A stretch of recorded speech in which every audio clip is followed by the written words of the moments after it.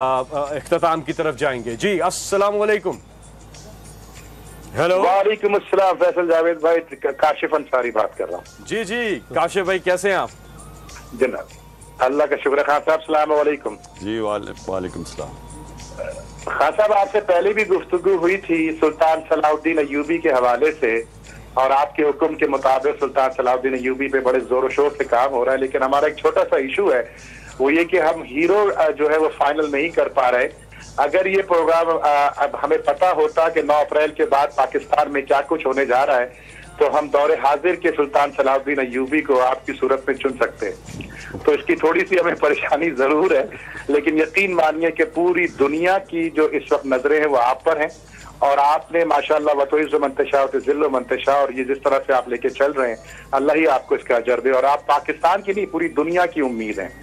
तो आज के दिन में खास साहब आपकी पेश खिदमत मैं बताऊं कि उमैर सना फाउंडेशन और हमारी थैलेसीमिया पे काम है, डॉक्टर साकिब अंसारी मेरे छोटे भाई हैं, जहाँ फैसल भाई सबको जानते हैं। तो उमैर सना फाउंडेशन की जानिब से 50 लाख रुपए का अतिया है।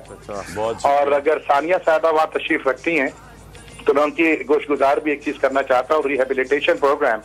तो रिहेबिलिट इस वक्त जो हम खेमे और खाने पीने की चीजें कर रहे हैं तो इमीडिएट लाइफ सेविंग एफर्ट्स हैं, लेकिन जो असल काम है वो रिहेबिलिटेशन का है, उनको उनके पैरों पे खड़ा करना है।